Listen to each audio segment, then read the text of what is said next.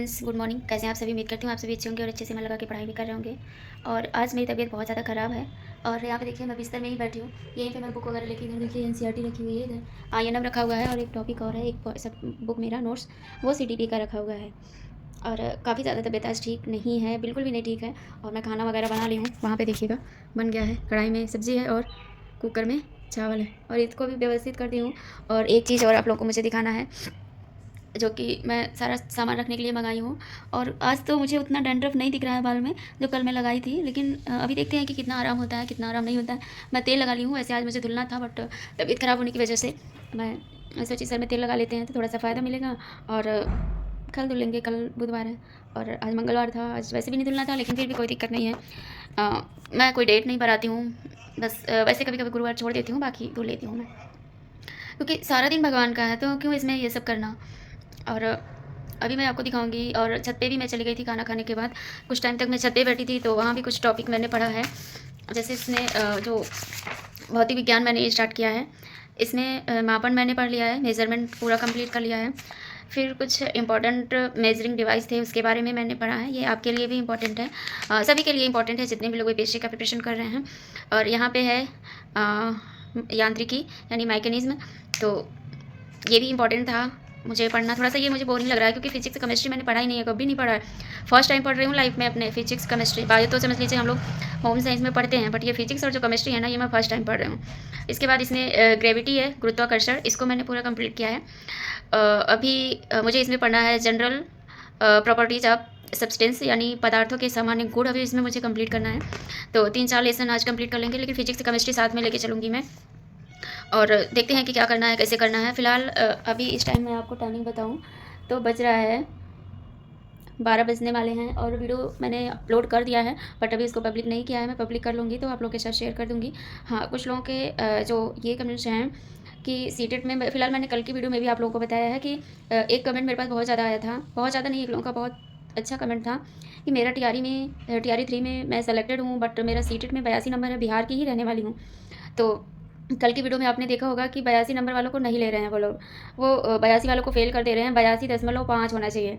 अब 0.5 के लिए अगर आपका किसी का भी सिलेक्शन नहीं होता है ना, बहुत ज़्यादा बुरा फील होता है, बहुत गिल्ट फील होता है कि इतना होने के बाद भी हम नहीं कर पाए, मतलब सिलेक्शन होने के बाद भी हमारा नहीं ज्वाइनिंग हुआ। तो थोड़ा सा दिक्कत है, अभी प्रॉब्लम्स है, बट मैं कंफर्मेशन के साथ नहीं कह सकती हूँ कि ज्वाइनिंग नहीं हो पाएगी। हो सकता है कि आपकी ज्वाइनिंग हो जाए, आपका ईबीसी कैटेगरी में है। और हाँ, मैं कंफर्म नहीं हूँ क्योंकि 82 तो ओबीसी के लिए चाहिए ही चाहिए अगर हम अपने ही स्टेट में हैं, लेकिन पता नहीं किस हिसाब से, किस रूल्स के हिसाब से वो लोग 82.5 ले रहे हैं, यानी 82.5 ले रहे हैं। तो अब देखा जाएगा क्या होगा क्या नहीं होगा। फिलहाल अभी आपको मैं बता दूं कि सीटेट का एडमिट कार्ड भी आ चुका है, तो जिसने भी सीटेट का फॉर्म अप्लाई किया था वो एग्ज़ाम देगा। 14 दिसंबर को एग्ज़ाम है।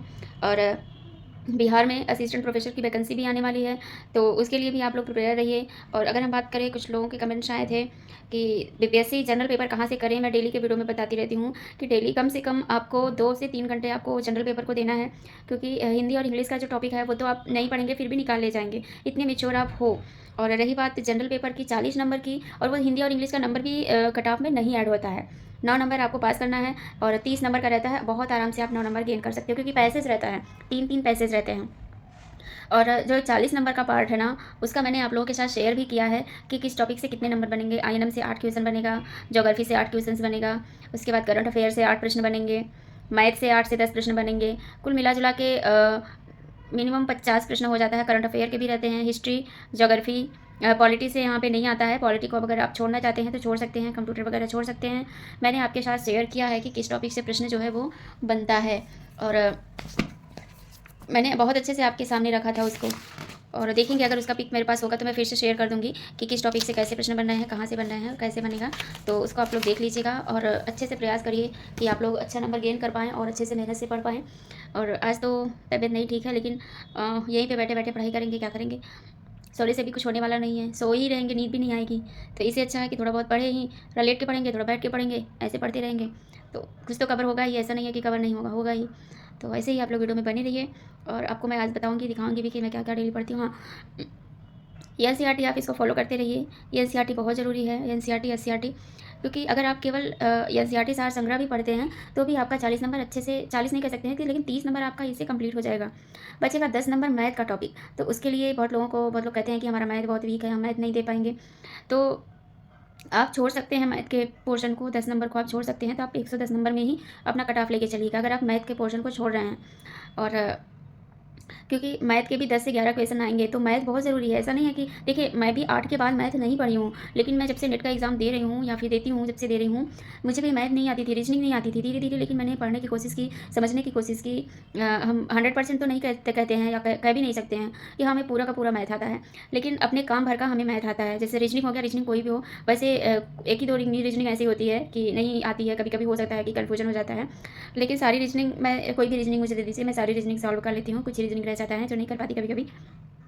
और जो मैथ का टॉपिक है ना, उसको भी आप लोग पढ़ते रहिए। डेली आप पढ़ेंगे ना, जरूर कहीं ना कहीं गेन होगा। देखिए जिस चीज़ से हम भागेंगे वो चीज़ हमें उतना ही पीछा करता है, वो उतना ही हमें डराता है। मुझे लगता है, जैसे पहले मैं history, geography, polity, current affair से बहुत दूर, बहुत दूर से मैं देखना चाहती थी, उसको नहीं देखना चाहती थी। दूर से भी मैं, अगर मुझे कोई कहता था कि इस टॉपिक को पढ़ो, थोड़ा सा मेहनत करो, करंट अफेयर डील करो, हाँ गौरव सर की 2-3 दिन देखती थी, फिर स्टॉप कर देती थी, इंटरेस्ट ही नहीं आता था। लेकिन अब क्या है ना कि अब इन सब में इतना इंटरेस्ट आ गया है। सबसे पहले मैं इसी को उठाती हूँ, सबसे पहले जब मैं स्टडी स्टार्ट करती हूँ, इसको डेली मैं इसको ज़रूर पढ़ती हूँ। तो आपसे भी वही मैं कहूँगी कि आप लोग भी मेहनत करिए, पढ़िए, अच्छे से पढ़िए, कवर करिए, कहीं ना कहीं आपका ज़रूर सिलेक्शन होगा। देखिए एक ही बार में किसी को सक्सेस नहीं मिल जाता है, धीरे धीरे मिलता है। तो बस ऐसे ही पढ़ते रहिए, मेहनत करते रहिए, आगे बढ़ते रहिए, एक दिन ज़रूर सफल होंगे। ये तो 100% सत्य है, क्योंकि मेहनत करने वाले कभी उनका ज़ाया नहीं जाता है। जितना भी वो मेहनत करते हैं उनका फल उसे मिलता है।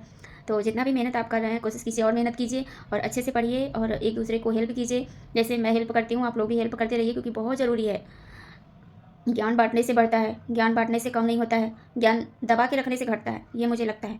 और बस यही सारी चीज़ें अभी आज मैंने टारगेट रखा है कि आईएनएम का 4 क्लास मुझे कंप्लीट करना है। देखते हैं कि कितना कंप्लीट कर पाते हैं, कितना नहीं कंप्लीट कर पाते हैं।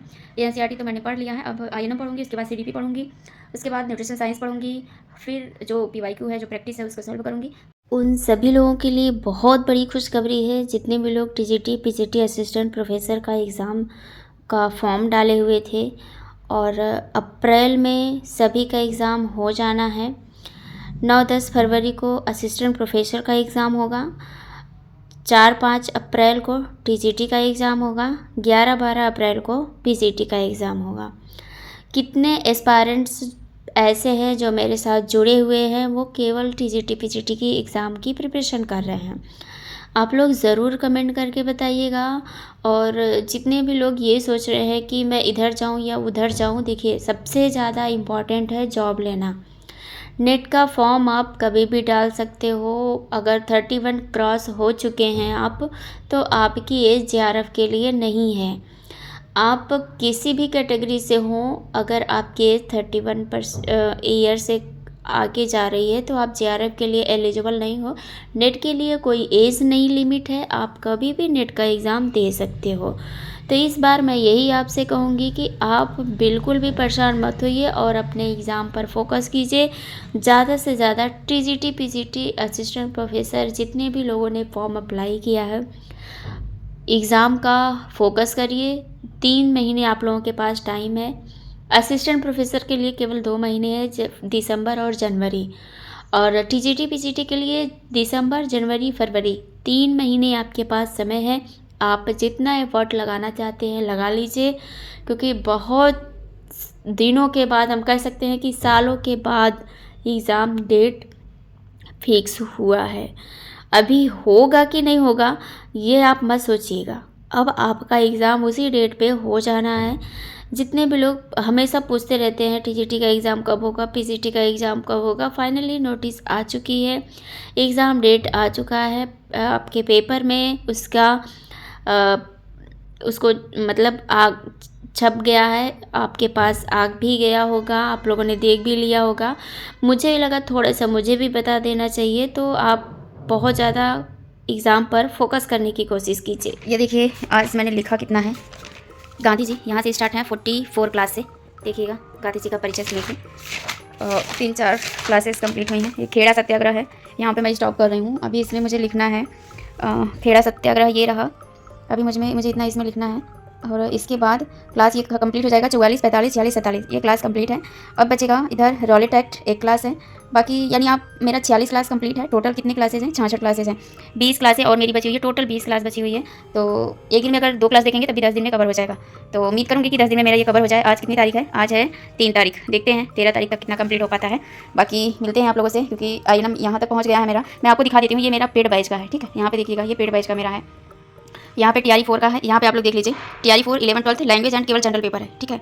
मैंने सब्जेक्ट का बैच नहीं लिया था। और इसमें देखिए करंट अफेयर है, साइंस में फिजिक्स, केमिस्ट्री, बायो तीनों है। देखिए केमिस्ट्री, फिजिक्स और बायो तीनों है। फिर इधर ये है जनरल नॉलेज, ठीक, ये जनरल नॉलेज का है। ये आईएनएम की क्लासें हैं। ये आईएनएम का अभी जस्ट मैंने आपको दिखाया है। ये सचिन सर की क्लास है, एक ही वीडियो पड़ी हुई है। बाकी ये बायोलॉजी का है, इसमें कुछ टॉपिक्स है, आनुवंशिकता है, क्रोमोसोमल विकार है, पादप हार्मोन है। और ये मैथ का क्लास है, जनरल मैथ का है, 10 ही क्लास है, 10 ए 19 क्लासेज हैं। इसमें सारी क्लासेज ऐड हैं, ठीक है। तो एक एक क्लास करके मैं इसमें इसको भी कंप्लीट करूँगी, ऐसा नहीं है कि नहीं करूँगी। और इसमें मैं आपको दिखा दूँ, ये इंग्लिश ग्रामर की क्लासेज हैं, introduction, article, sentence, tense, verb, comprehension, ये सब आता है ना। तो कंजक्शन भी है, सब कुछ है इसमें। फिर यहाँ पे आ गया मैथ, सेम है, इतनी क्लासेज इसमें ऐड हैं। बाकी ये हिंदी का है, क्योंकि संज्ञा, सर्वनाम, रचनाएं, काव्यशास्त्र सब कुछ आता है। ये इकोनॉमिक है, ठीक है। कितनी क्लासेज हुई हैं? इसमें 13 ही ऐड है, और क्योंकि इकोनॉमी उतना पूछता नहीं है, जो इंपॉर्टेंट है वही क्लासेज दी गई हैं। ये है ज्योग्राफी की क्लास, लास्ट क्लास इसमें है, 86 क्लास है, ठीक है। इसके बाद एक बचता है, ये तो वैसी क्लासेज हैं कि डेमो क्लासेज सबकी पड़ी हुई हैं। तो अभी ज़्यादा मुझे इसमें नहीं पढ़ना है। और करंट अफेयर का मैं देख लेती हूँ। करंट अफेयर का ये देखिएगा आप, अक्टूबर 2024 तक का इसमें ऐड है। तो अभी मुझे इसमें पढ़ना है थोड़ा सा, मैं देखूंगी 3-4 महीने 5 महीने का, लगभग 6 महीने पहले का पूछता है। तो देखते हैं, अगस्त से फिर से स्टार्ट करेंगे, क्योंकि पहले का करंट अफेयर मैंने लिखा है। अगस्त में 6 क्लास है, फिर सितंबर में कितनी क्लासेज हैं? इतनी क्लासेज सितंबर में हैं। और अक्टूबर में भी कुछ क्लासेज हैं, 42वां नंबर अक्टूबर में चला है, एक ही क्लास चला है अभी अक्टूबर का। बाकी कुछ लेक्चर्स यहाँ पे चले हैं, क्वेश्चंस होगा। ये प्रैक्टिस प्लस रिवीजन चल रहा है, जिसका PDF यहाँ पे ऐड है, तो आप लोग देख लीजिएगा। और मैं आज आपको ऐप की सारी चीज़ें दिखा दी कि ये देखिए ऐप ही है, ठीक है। सचिन अकेडमी का ऐप है, यहाँ से आप ओपन करेंगे। जिसको भी लेना होगा बैच वो ले सकता है, जिसका थोड़ा बहुत वीक होगा उसका मजबूत हो जाएगा, ठीक है। तो यहाँ पे इतना है, बाकी आप लोग देख लीजिएगा आपको लेना है कि नहीं लेना है। भाई मैंने तो लिया है, अगर आपको लेना है तो आप ले सकते हैं, ठीक है। बायोलॉजी का भी देखिए प्रैक्टिस सेट लगा हुआ है 6:30 बजे। ये करंट अफेयर की क्लास लगी हुई है 9:15 बजे रात को। 3 तारीख की देखिए 2 क्लासेस लगी हुई हैं। बाकी ये 72 नंबर बायोलॉजी की क्लास हो चुकी है। ये 71 नंबर है, प्रैक्टिस ही है, प्रैक्टिस प्लस रिवीजन है। तो इसको तो वैसे भी देख लेंगे हम, अगर छत पे टहलते रहते हैं तभी देख लेते हैं। प्रैक्टिस प्लस रिवीजन ही है सब, ठीक है। तो यही है, बाकी आप लोग देख लीजिएगा। और ये वीडियो आज की थोड़ी सी लंबी हो गई, कुछ और चीज़ें आप लोग के साथ शेयर करनी है। जितने लोगों का ये कमेंट है कि दी आप आईएनएम का टॉपिक कहाँ से कवर करते हो, बीपीएससी के लिए जनरल पेपर कहाँ से कवर करते हो, तो जनरल पेपर के लिए तो मैं तो एनसीईआरटी पढ़ती हूँ, आप सभी को बताई भी हूँ। लेकिन आईएनएम का जो पार्ट है, अभी आगे आपने वीडियो में देखा सचिन अकेडमी ऐप से, क्योंकि बहुत पहले जब TRE 3 आया था, जब मैंने एस्टेट का फॉर्म डाला था, तभी मैंने जनरल पेपर का बैच ले लिया था। 999 रुपये का वहाँ पर मैंने बैच लिया था। आईएनएम की क्लासें मेरी वहीं से होती हैं, उसकी वीडियो मैं आपको नहीं दे पाऊँगी। आप YouTube पे सर्च कीजिएगा, अगर कोई भी पब्लिक क्लास कराता होगा तो आपको वीडियोस देखने को मिल जाएंगी। आज देखूंगी, अगर कोई मुझे वीडियोस मिलेगी आईएनएम की, तो आप लोगों के साथ ज़रूर मैं शेयर करूंगी। नेक्स्ट वीडियो में आपको मैं ज़रूर बताऊंगी कि इस YouTube चैनल पर चल रहा है। अगर आपको लेना है, आपको देखना है, तो आप देख सकते हैं। और आप लोगों के लिए बहुत बड़ी खुशखबरी है, TGT PCT की एग्ज़ाम डेट आ चुकी है। आप लोग परेशान मत होइए। जितना भी दिन बचा हुआ है, शादी विवाह, इन सब को थोड़ा सा अवॉइड कीजिए और अपने करियर पर फोकस कीजिए। जिस दिन आप अपना करियर बना लेंगे, उस दिन शादी विवाह सब कुछ अच्छा लगेगा, ठीक है। तो इस वीडियो को भी यहीं एंड करते हैं, मिलते हैं नेक्स्ट वीडियो में।